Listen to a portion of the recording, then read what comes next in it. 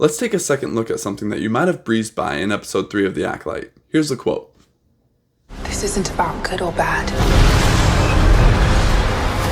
This is about power and who is allowed to use it. Now that line comes from about halfway through episode 3, and it reveals a worldview, or is part of a worldview that I find particularly concerning and problematic. And in a moment we'll discuss, but first, hi, I'm Christopher, aka The Nerdy Christian. Here we discuss culture and media, Christian faith and theology, world affairs and political philosophy, and all sorts of intersections of those things, okay? A quick disclaimer on this video, this is not a culture war video. I'm not here to win the culture wars and defend Christianity. I'm here to help you think critically, use discernment, and be a wise person, okay? So don't lump me in buckets, different paradigms or worldview buckets that you are coming to this video with, whether you're opposed or your own. This is an independent critique of a specific concerning thing that I encountered in this episode of The Acolyte. And I want to give another disclaimer. I actually liked the first 2 episodes of The Acolyte. I really enjoyed the combat choreography. I really like the character of Sol. He reminds me of Qui-Gon Jinn, who's one of my favorite characters in the Jedi. This ultimately is not a rage bait channel. So if you're here for that reason, I mean, stick around and maybe you'll find this interesting. But also, if you're here and just here to call me out as a rage bait person, that's not what we're doing here, so please don't. I actually have been critiqued already for the stereotypical Christian perspectives or needing to find fault in everything, or whatever, for some words I said on Instagram about this, which isn't really a fair critique, but here we'll lay out the evidence on why in more detail that I can't do in a 90-second reel over on the gram. There were a variety of things that I didn't love about episode 3 of The Acolyte. The whole forced conception thing, removing that uniqueness of Anakin, it's just kind of annoying. Other things in the episode also kind of poked at the lore and stuff like that, and the way the Jedi are portrayed kind of seems like a indirect critique of Christianity, but alas, it could be in my head, whatever, right? But this line is not in my head. This line is very apparent and very revealing of a specific worldview and, dare I say it, agenda at the heart of the narrative being told in this story. And I hate that word. I hate the word agenda. It's misused by all sorts of people all the time, but it fits here. So let's play that clip again, where the quote actually comes from. It's halfway through the episode, but I can't use that clip. So here's the quote from one of the trailers, I believe. This isn't about good or bad. This is about power and who is allowed to use it. So it's been on my mind for the whole week since I watched episode 3. The thing was, I immediately recognized it as someone who studied political science and political theory. I recognized this as a specific worldview. I was pretty sure that it was from something specific that concerned me, but I wanted to dig and see if my concerns were founded. So I did. And yes, these words, or at least this thought, did come from somewhere in the real world. But first, in searching for what I recognize this from in the real world, I came across some in-universe Star Wars lore that also lines up with this quote that is a little interesting. You see, someone else said something very similar to what Mother Anastasia says, and this character is not portrayed as a potential sympathetic victim or someone outside of the Sith and Jedi who's trying to find a better way. No, this person is portrayed in the way that he should be portrayed, with thoughts like this. The quote is, "There was no absolute right and wrong. There was only power, and those who wielded it defined right and wrong for themselves." This is from the 2010 Star Wars novel Crosscurrent, and this was said by a Sith Lord, which of course it was. So this is not someone in the moral gray. This is a bad guy, and this is a bad thing to say, and it's a bad philosophy, immoral philosophy, potentially very destructive philosophy. And just to see how similar these quotes are, here they are side by side. Like, view them for yourself for a moment and tell me I'm wrong. Now, some of you guys, the astute Star Wars fans among you, might recognize this also bears some resemblance to the Sith Code itself, which says, "Peace is a lie, there is only passion. Through passion, I gain strength. Through strength, I gain power. Through power, I gain victory. Through victory, my chains are broken. The force shall free me. Again, through power, I gain victory. Everything is about power here and who is allowed or able to use it. It's pretty similar. And herein lies my big problem with the Acolyte series as of episode 3 and the subsequent rabbit trail that I went on, is that this is not something that Mother Anastasia is saying, and at least thus far being portrayed as Sith or as evil. Her words are not presented as someone trying to justify evil or wrong. Her words are actually put forward as perhaps more of a true way outside of the Sith versus Jedi dichotomy. And this actually becomes way more clear when you pay attention to things that the cast members have said outside of the series itself. Check out this quote from Charlie Barnett. Can you tell me, describe the Acolyte in 5 words? I would say a battle for power. I mean, the best parts about Star Wars is there is no good or evil. It depends on what side you're standing on. Yeah, so he's saying it, and clearly it's not just like a passing line. This is a ethos at the center of the story, right? So much so that it comes up multiple times among multiple people. Jodie Turner-Smith in Entertainment Weekly said, she thinks the witches represent something we've talked about, which is this gray area. If you were to think of the light side and the dark side as this binary that exists, the witches feel that they exist in the gray. Also, and this is the worst part perhaps, we are putting too much emphasis on the light and the dark. I think it's more about power. And now some of this might be becoming familiar to you. You might be getting an idea of where this is going. If you can't see straight away why this is problematic, let's dive into the source for this line of thought. Because I recognize this worldview that was being put forward, and I could kind of place it due to my education in political science. But I did want to be sure, so I wanted to get like a specific parallel quote. Like, all right, can I take something from this political philosopher that they said and put it next to it and say, yeah, it lines up. And so I went to Chat-GPT. I'm like, hey, Chat-GPT, here's my quote. Although I kind of slightly misquoted it. I said, there's no good and evil, only power and who can use it. What political theorists of history said something like this? And Chat-GPT tells me that this was Voldemort. First and foremost, it's like Voldemort said there's no good and evil, only power, and those too weak to seek it. Which is kind of very slightly different, but the meaning, the message, the core message is pretty similar, which a little concerning if the potential good guys or maybe misunderstood, incorrectly villainized guys of the Acolyte are having this statement in common with the Lord of Darkness. But then also ChatGPT properly recognizes that this is a problematic statement and talks about it being Machiavellian, which I could accept, but I feel like it's not really doing justice to the current socio-political conversations of our age and where I think this actually comes from. So I pushed more pointedly. I said, could this line of thought be found in Marxism?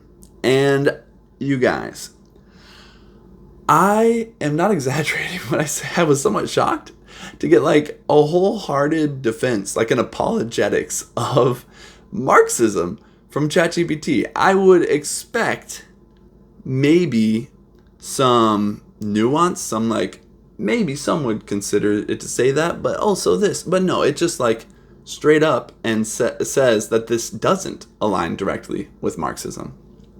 And I'm going to rush through a lot of this conversation with ChatGPT, only hitting the highlights, but I'll post up the full quotes, so if you want to pause and read it all, you can. But it says that Marxism does involve a focus on power dynamics, but is deeply concerned with the concepts of justice, equality, and the ethical implications of capitalism and class struggle. Which one could say yes, but the problem with Marxism is that it elevates these things at any cost because it's all about power and who is allowed to use it. That's what Marxism is about, which we'll get to. And it says that it does critique existing power structures and aims to overthrow them, yada yada.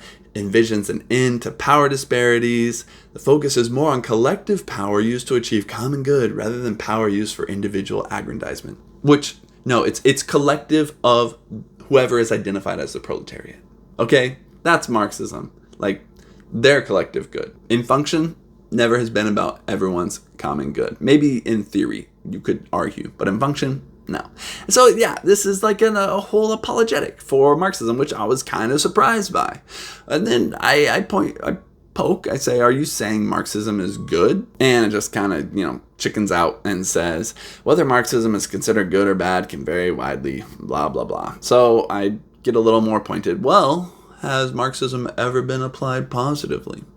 And it gives me this whole list, you guys, of these 4 points of ways that some aspects where Marxist principles have been seen positively. And one of those 4 is anti-colonial movements. Now, the examples it specifically gives, Mozambique, Angola, and Cuba, use Marxist principles as a framework to fight for independence. If any of you know anything about those countries and their Marxist history, this is not a positive development. It's a different development from the previous powers, sure, but a lot of people were unalived in those countries by those Marxist regimes. A lot of people, and that's not to say that people weren't similarly unalived in, say, Pinochet's fascist Chile, right? Like, that also happened, but you can't say that this is a positive development due to Marxism. And I would push back very solidly on the other 4 points as well. But again, it's just like, it gives a little bit of nuance at the end. It says, it's faced significant criticism, particularly regarding the authoritarian nature of some Marxist-Leninist states. Some. Okay. It's been everyone that's ever existed, but you can say some. Whatever. Economic inefficiencies and the suppression of political freedoms. Like, it's just kind of annoying. It's like, what is this learning language model being fed? It is pretty concerning. And I'm not the kind of guy that's like, Marxism's on everything, But this is Marxist. And it's concerning. And it's a positive portrayal of Marxism. So, it rightly identified the quote as problematic, refuses to attribute it to Marxism, and only elevates Marxism. So I realize I'm going to have to kind of trap Chat-GPT. We're going to have to trap Chat-GPT here. So I do the work, and I go to the Communist Manifesto myself, Chapter 2. You can look it up if you want. And I say, so what did Marx mean when he wrote political power, properly so called, is merely the organized power of one class for oppressing another? If you don't understand just that sentence worded in the way that it is, he's basically saying political power is about someone having the ability to oppress another. It's what it is. And thus, what's implied further through Marxist theory is if you are the oppressed, you must take the power from the oppressors, and you're going to have to do some oppressing to, even the score or bring order and balance, right? And again, Chat-GPT just kind of defends it. It can be found in the context of his broader argument, and his perspective was that the state serves to maintain the status quo by protecting the interests and property of the ruling class. So, from this viewpoint, political power is not an impartial arbitrator of societal interests, but is inherently biased toward maintaining the economic and social privileges of the dominant class. And it's still not. It only positively then argues that true freedom and equality could only be achieved by dismantling these class distinctions through a revolution that would lead to a classless society where the means of production are communally owned. But it's still missing that in-between stage. Like, it's still not being direct with me, and it's so frustrating. So I push back. Didn't he think that the proletariat, I'm like feeding it at this point, didn't he think the proletariat would need to temporarily seize political power in oppression of the bourgeoisie before equality could be brought about? Yes, Karl Marx indeed believed, finally a confession, indeed believed that the proletariat would need to seize political power as a necessary step in the transition to a classless society, and this would involve a period known as the dictatorship of the proletariat. Here's the thing, viewer. No Marxist society has ever emerged past the dictatorship of the proletariat. It is always a group that claims to be the proletariat that dictates everything and never truly creates a classless, egalitarian, equal society. And this is the problem with Marxism, is that as much as one may argue for the theoretical benefits of it, in function, in reality, the end result is always the same. Because it is about power and who is allowed to use it. Not good or bad, not evil or right or wrong. It's about power and who's allowed to use it. Okay? Although it's proposed as a transitional phase in Marxist theory, this is the end stage in every time that Marxism has ever been truly applied and allowed to run to its ends. Okay? So I actually thanked Chat-GPT for finally being honest. But it was so frustrating. Now, here's another problem with Marxism as a Christian, is Marxism is inherently anti-religious. Marx himself called religion the opiate of the masses and implied that it was only used to control people, right? And in an interview with Vanity Fair, showrunner Leslie Headland says something pretty concerningly similar about religion. She says, the concept of God is such a heavy concept. The concept of religion is such a really oppressive one. Not much nuance there. Especially for people like myself and many, many others. So what you just made me realize is that part of the lasting effect is that Star Wars is a spiritual story. We've all heard it. I'm spiritual, not religious, right?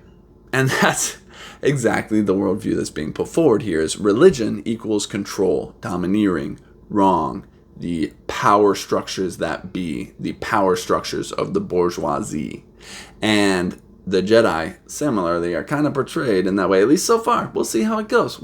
You know what? This might age like blue milk on Tatooine. We'll see, right? Under the two suns. It might age like that. We'll see. Maybe the witches are the bad guys and are going to be portrayed in a way that says, like, this statement of it's not about power, but who's allowed to use it is problematic and dangerous. But I don't get the sense that that's the case. So tonight, the next episode comes out. We'll see what happens. Given what has been said in the show and has been said outside of the show by people involved in it so far, I think there's a specific kind of narrative that's being pushed here that is problematic, both from a general social perspective and from a Christian perspective, because right and wrong do exist. And it's not about power. In fact, when Christians make it about power and attempt to seize it, to be the ones who are allowed to use it, they often sacrifice their faith itself at the foot of the idol of political power, as they have done in large part today. So Christian, what you are called to is to distinguish between right and wrong, and to do so even when it means you are made powerless by the definition of this world. Christian ethics are to persevere and to remain steadfast and to endure suffering and pain and powerlessness for the sake of the gospel. So I hope you use wisdom and discernment as you go through this series. All media tells different narratives. All media is both informed by worldviews and pushes worldviews, right? And that's not always a bad thing. In fact, it's often not. There are many pieces of media which promote useful and beneficial worldviews. I would say the original Star Wars trilogy, the prequels, they promoted some really great worldviews. But things like this can be a little concerning. So just, if you're aware of it, you can just enjoy the film while being critical of the worldviews, the series, while being critical of some of the worldviews within it. And it can even be perhaps a useful conversation starter. But the key is that we're aware of the real world ideas, the real world worldviews that are being put into our minds when we're watching and consuming media like this. So let me know what you think in the comments. Would love to hear.